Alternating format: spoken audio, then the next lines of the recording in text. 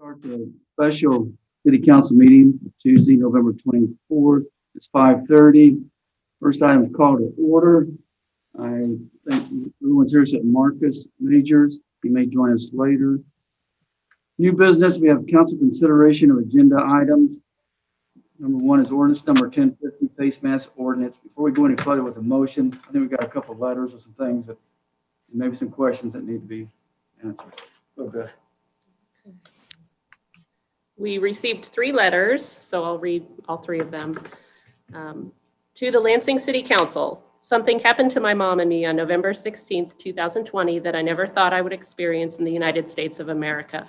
I was forced to make an impossible choice between putting a mask on my mom, which is potentially life-threatening for her, and receiving desperately needed medical care for her. I am still so upset that I can barely stand to write about what happened. Without getting into too much personal medical detail, my mom has COPD and late-stage Parkinson's. She has difficulty breathing under certain circumstances, a condition that after 3 years and several seizures that stopped her heart for as long as 13 seconds, finally had to be treated with the implantation of a pacemaker in an emergent situation a few months ago. She cannot wear a mask. It not only makes breathing difficult for her, it causes a drop in her oxygen level. As for me, I also have medical reasons that preclude the wearing of a mask, but I'd like to focus on my mother's much more dire situation. In the past 4 weeks, the effects of my mom's Parkinson's spiked dramatically.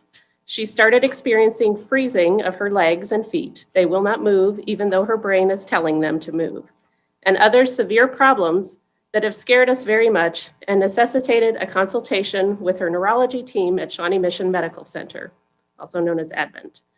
We went into the building on the hospital campus wearing the shields that her cardiologist's office, also on campus, gave to us during her surgery follow-up appointment.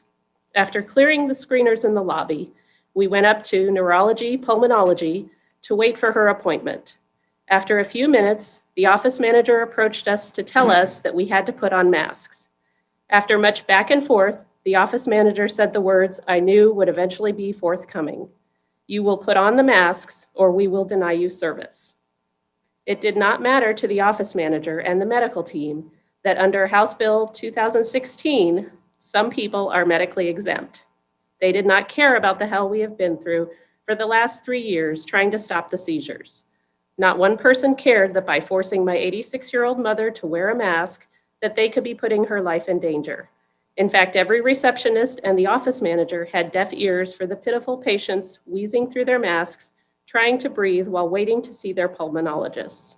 No accommodation in the form of oxygen under a mask, no remorse for denying a patient urgently needed care, no regard for the Hippocratic Oath, the relevant portion being, I will abstain from all intentional wrongdoing and harm, and no acknowledgement that what they were trying to force on us was morally wrong.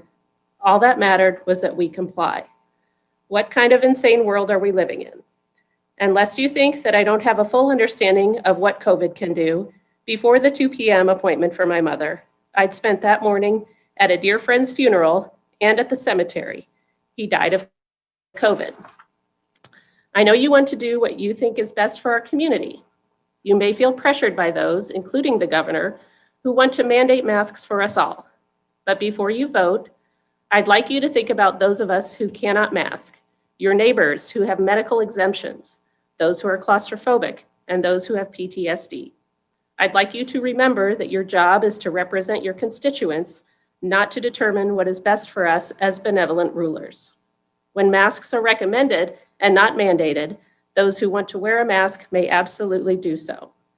But if you mandate masks here in our city, you will be making life miserable and unfair for many people like me and my mom. And isn't life in 2020 miserable enough? Do you care? During your November 19th City Council meeting, I did not hear a single word from any of you that leads me to believe that you've even considered representing those of us who cannot wear a mask. I expect more from the people I have elected to public office. Medical exemptions are not being honored in cities and counties where masks are mandated. I know this to be true because I have been fighting the mask wars on behalf of my mom for many months.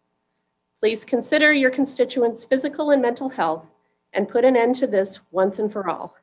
This much stress is destroying people. Why would you want to add to your community members' burdens? Additionally, please think about what a mask mandate will do to Lansing businesses that are already struggling. Many of us will stop shopping, dining, and getting services in Lansing if you implement a mandatory mask policy. As for me, I will not do something that jeopardizes my health or the health of my mother. I will not ever show my papers as I have been asked to do outside of Leavenworth County. I will not allow masks to be the stepping stone for other measures of control over me and mine. I will not comply. And to quote my dear friend in his last text message to me and others, I am completely spent. Everyone is getting completely spent. Please stop making us fight this fight. Thank you for reading my comments. Terry Rogers, 1206 Joshua Court, Lansing, Kansas. P.S. Per Michael Austin, Director of the Sandlian Center for Entrepreneurial Government at the Kansas Policy Institute, this is a link to a massive, about 6,000 participants, Danish trial on mask usage. Half were given masks that were surgical, and the other half went about their day without masks. They found that masks created no statistically significant difference in stopping COVID-19. 40 to 50 people in each group got infected. This is from the Annals of Internal Medicine, and there's a link to the website. The second letter, Lansing City Council. I strongly appeal to you to reject any new mandates related to the mask wearing and other COVID-19 protocol for Lansing. Lansing small businesses and personal well-being depend on less government interference. Respectfully, Karen Piper, 202 East K Street, Lansing, Kansas. The third letter.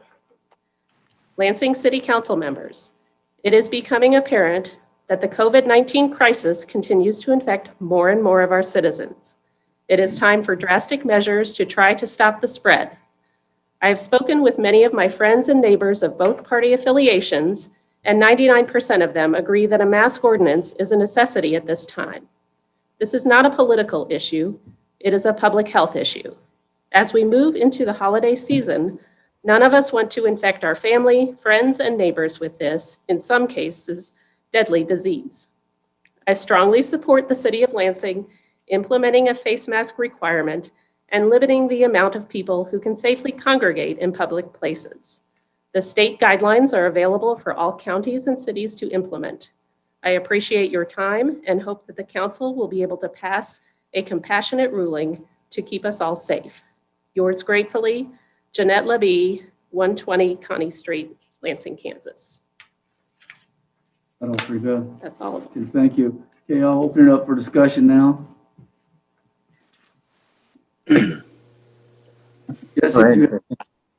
Jesse? Well, thank you to Terry, Karen, and Jeanette for writing those letters, number one. I've also had some phone calls today and some emails from some other residents around the area, some business owners, and I'm going to throw a number that 75% of the people I talk to are opposed to us passing this mandate. You know, I heard a story this morning on KMBC 9 News that talked about the number of hospital cases of COVID is not right, that the number is down. Hospitals are not overflowing, number one, and most of the people in the hospital are not due to COVID. So I don't know whether it's fake news or what, but, you know, and I've been thinking about it over the past couple of days. And, you know, a lot of the business owners we have in this town, like Quick Trip and Dillon's and places like that. I know Dillon's is in Lansing, but whatever. They already have a sign on their door that says you must wear a mask before you come in. So if they have a mask program in place on their property, why do we have to mandate masks? I don't understand that. And if hospitals are full, I guess my other question is, if hospitals are full and overflowing, why did we have a perfectly good hospital in Leavenworth shut down, fire all their employees, and give the property away to Leavenworth County? That makes absolutely no sense to me. This whole thing, I agree with the letter when it said it didn't believe that masks work. I'm not fully convinced of that. That's just my opinion. So with that being said, you know, that's just something I wanted to put out there, that I've talked to people and I'm opposed to it. But we're going to vote on it tonight. Jesse, the comments. Who's up in the right corner? Is that Greg? Greg, go ahead, Greg. Hey, and I'm actually the opposite. I've had phone calls from people and businessmen, and they asked some clarifying questions, but they overwhelmingly seemed in favor of it. Is Greg Robinson on? Yes. Hey, Greg, I have a question. Yes, sir. If we don't pass this tonight, on Wednesday, do the state laws, rules go into effect? My understanding is no, because the county has already opted out. So it's a county decision. So therefore the governor's doesn't apply to us individually, because the county has already, to my understanding, if I understood the last meeting we had in the last Board of County Commissioners meeting, is that they opted out. I stand corrected if somebody can point out that they didn't do that, but my understanding is they did opt out at their last meeting. Okay, I just wasn't sure that the governor gave that option. So I know I heard that they opted out, but I wasn't sure to what extent that was. So, all right, those were my questions. Thank you. Hey, Carrie? Greg, let me answer Greg's question real quick. I was actually just watching the news earlier, and the news did say that they had till tomorrow for the counties to opt out, or they were automatically opted in, is what it said in the news report I heard. Okay. Carrie? I'm like Greg Beeler. The people I've spoken to, that I've actually reached out to, people that have called me, are in favor of the mask mandate. I've not heard any negatives about it. I'm sure there are people that will disagree with it. I, for one, err on the side of what science says. And when I listened to the director of the CDC a month or so ago say that, masks are incredibly important and probably our number one line of defense until we get a vaccine. So that's where I stand on it. Thank you, Carrie. Seeing their hands. Tony? Yeah, I just want to point out that in the ordinance, we do talk about people with medical exemptions would not have to wear the mask. So in line with the letter that was first read, I mean, I definitely understand that situation. But at the same time, you don't want that person to be in the store and have somebody who isn't wearing a mask breathe something to that person. So it's for their protection as well. We've got a lot of other emails than the ones that were read. I read 2 of them today and they were in favor of the mandate. And, I'm not a scientist, but I rely on scientists, and CDC has been publicizing that, washing your hands, wearing a mask, and social distancing is the way to prevent the disease until we get a vaccine. So I don't think it's a high price to pay for the citizens to wear a mask until we can get the vaccine, which seems to be coming here pretty quick. So that's all I got. Thank you, Tony. Jane, did you have something? I couldn't see your hand. Yeah, I just kind of want a little bit to what Jesse had to say about hospitals. On November 4th, KU had a total of 44 COVID patients. That was their total. Yesterday, they had 139. 46 were in ICU and 26 were on ventilators. So what makes them full or not full? I don't know how they determine that, but that's that.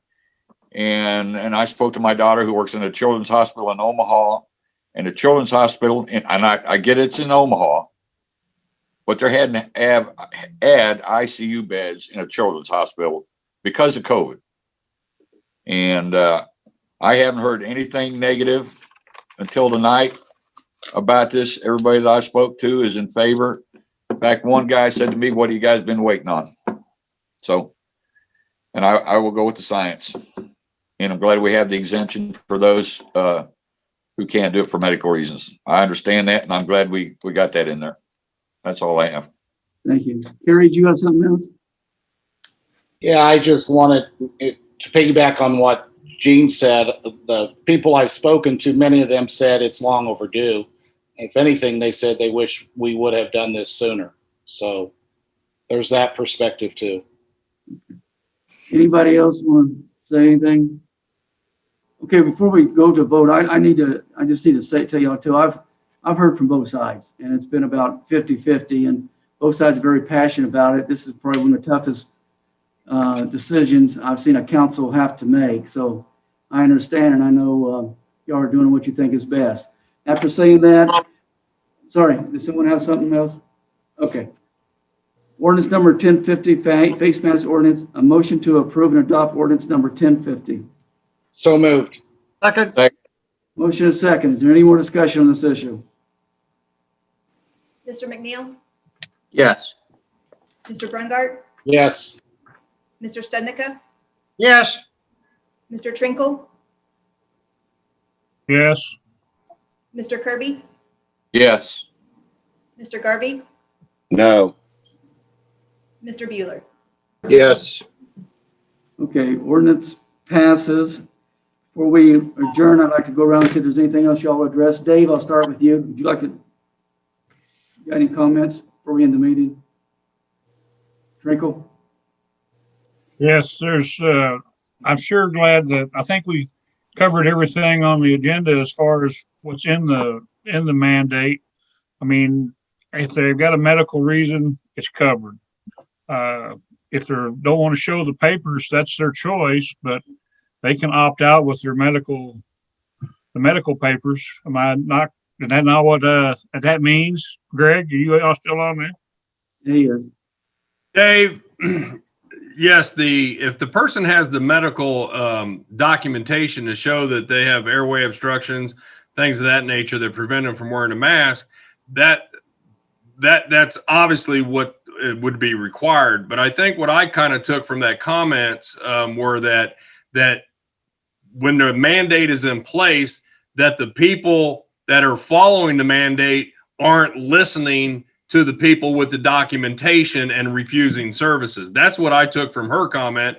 And again, I would fully expect that businesses would be aware of this and not have this pushback. For whatever her experience was, I took it that, they're at a medical facility and they're not even, that they weren't even accepting it. So I guess it's just going to be the discretion of the service provider, whatever that is, whether it's a restaurant, whether it's, Dillon's or somewhere else, So I guess, yes, we have an exemption. If somebody has that documentation, they should not be harassed or denied services based on our ordinance, for darn sure. Well, that's what I'm saying. It wasn't a business that was not going to give them service. It was at a medical building. As I understand the reading, if the reading right of the letter, I don't know. I don't think everybody in some of the medical staffs are they not on board with us yet, or Dave, until it gets implemented, I can't, it's just speculation at this point. But again, it's going to be up to educating the public, educating the businesses. I certainly would like to think that a business would not, have that kind of pushback in our local community if somebody has the proper documentation for a medical issue. But again, they're private businesses. If they have their quote own or even more strict, like I think Jesse had mentioned that some businesses already have a mask sign up, if they have a different view of it and to make it more strict, I guess that's on them as a private business. However, our mask mandate clearly sets forth that if you have a medical condition and you have the documentation to show that, I guess our ordinance doesn't say you have to have the documentation, but if you have this condition, you should not be, basically the way the letter was, be accosted because you're asserting an exemption under an ordinance. You shouldn't be there unmasked anyway, but and that's what I say. Everything I've heard, it hasn't been because of the businesses. It was the medical profession or the medical building is where they were of that. So that's all. I'm glad you defined it for me, Greg. That's what I want to know. Thank you, Dave. Jane? Yeah, I look, masks aren't the one all do all to get rid of this thing. We have to do all of that. and the purpose in my mind is to keep the businesses open. That's number one, is to keep, not number one, but what we're trying to do here is keep the people healthy so that they can go to the businesses. The other thing we got to do, folks, is we got to get the kids back in school. There's no argument or disagreement that that's where they belong. And until we get this under control, that's not going to happen. So that's all I have. Thank you, Gene. Jesse? I had a question for Greg Robinson also. The part where it says, except for those businesses who voluntarily restrict customers' access to appointments only. So if I own a business and all of my customers make appointments throughout the whole day, what does that mean? When Tim and I sat down and discussed that, when we were looking at various provisions under different ordinances, the discussion that him and I had was, what if you're a CPA office or, something like that, where you are technically open to the public, but if you're only accepting customers / clients by appointment only, should the owner, CPA, so to speak, sit around with a mask on, or his secretary sit at the front desk waiting for an appointment clients 20, the whole 8-9 hours that you're open? Why it didn't make sense that your secretary have to sit there with a mask on when you know that the person's not going to arrive until, say, 11 a.m. Then when they do show up, then everybody mask up and you just proceed from there. That's the interpretation I think Tim and I believe that provision provides for. That clears it up for me. I appreciate that. Okay. One other thing was really weird was you don't have to wear a mask when you're at a veterinary clinic. What's going on at that veterinary clinic? Just kidding, of course. Okay. But that's all I've got. Move on. Thank you, Jess. Greg? No, Mayor, I have nothing. Thank you. Thank you, sir. Tony? Just one thing, and that's we were going to submit or send out a placard that they could put in their window, Tim. So I was thinking maybe we can add in there the medical exemptions if that isn't in there now. I mean, I think before it just had you have to have a face mask to enter here. So maybe under that we can put some of the exemptions that might apply. So I have a letter drafted, and the letter, it spells out 3 of the more specific exemptions that I've heard more about. Children under 5, people with a medical condition, and if it's dangerous to that person's occupation. So I didn't go in my letter. I tried to keep it short and sweet so people would read it. Sure. But I also in my letter state that the full ordinance will be on the city's website under popular links tomorrow morning. But I did go through a few examples in the letter.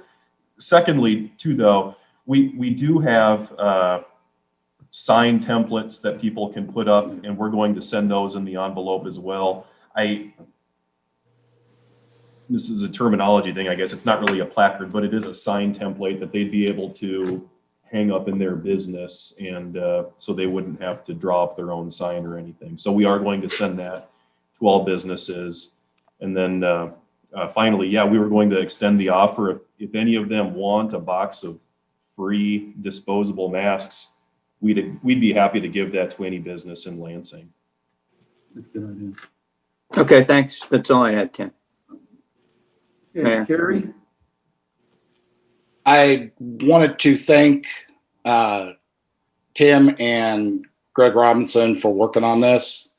I think we came up with a plan or a mandate that was compassionate and looked at the big picture and took all things into consideration before we actually presented it to the council for a vote. So thank you guys for your work on that, and to do it in such timely manner was awesome and much appreciated. So thank you guys. Thanks, Carrie. Don? Tim, do you have anything? I think Greg's there's got an RBI. He wants to talk, been waving his hand. Hey, I just have a question, and maybe I missed it. When is this going into effect? Friday. Friday at 12:01 a.m. technically. Okay, thank you. I guess I missed it. Thanks. Don? I really don't have any comments other than, I'd like to wish everybody in Lansing a happy Thanksgiving as best that we can have this year with the COVID. I know for one, my family gathering is going to be fragmented this year and we're going to stay segregated. So we're going to try to do the social distancing bit. So with that, I move to adjourn. Wait just a second, Don, for 1 second. Tim, do you have anything? Go ahead. Tim doesn't have anything. Go right ahead, Don. I move to adjourn. Any Second. Motion and second to adjourn. Call the roll. Mr. McNeil, Tony? Yes. Mr. Brungart, Yes. Mr. Stednica, Yes. Mr. Trinkle, Yes. Mr. Kirby, Yes. Mr. Garvey, Yes. Mr. Bueller. Yes, and happy Thanksgiving, everybody. We are adjourned. Thank you. Bye, guys. Happy Good night. Thanksgiving. Have a good Thanksgiving.